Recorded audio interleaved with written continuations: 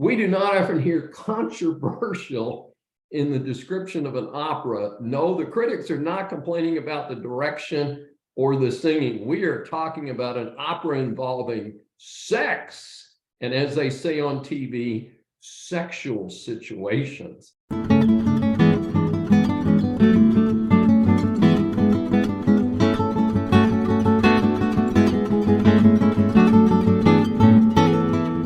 This is Dr. David D. Shine, and welcome to the special edition of Starstruck as we keep our audience up to date on the arts and theater scene.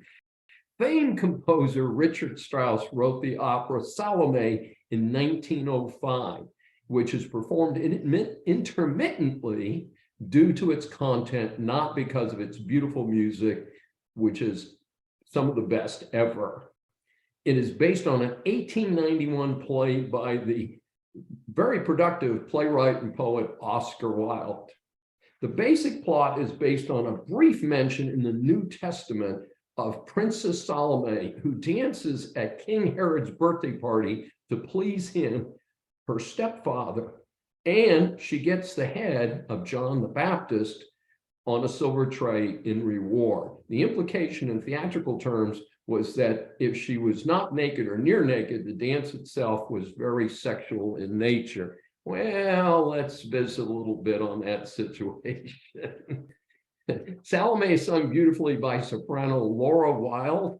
Her dancing was not quite the sexual production that is attributed to this opera, but after all, Euston is not home to the Moulin Rouge, at least not the real one.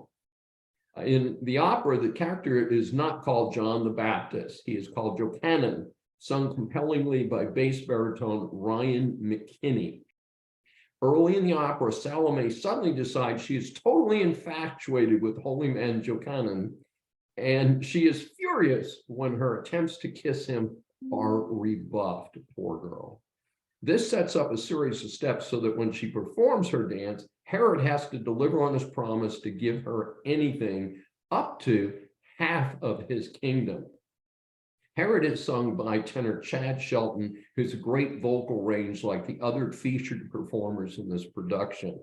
After consulting with her mother, sung by soprano Carita Medea, she demands the head of Jochanan.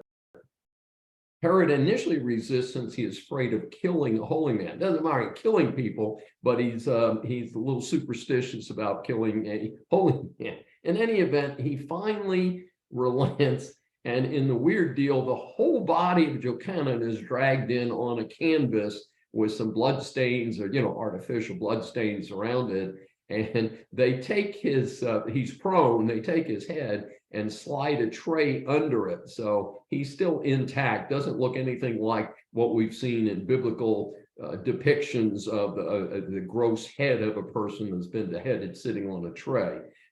In any event, it's a really bizarre situation. So, and it gets better. So Salome goes crazy when she sees John the Baptist's head, or again, the character Jochanan's head on a tray, and she does a big dance, and then she kisses the deceased head, which is pretty crazy on its face. And as the libretto for the opera says, Herod is so offended by what she does that he then has her killed. So as I say often about operas, everybody dies, at least everybody that you care about in the opera usually ends up dead in most of the dramatic operas. So this is no exception, folks. Sorry to break it for you. The special salute for the production is the set designer, Louis Desiree. This is one of the most complex and intriguing sets that I've ever seen for an opera or a theater production.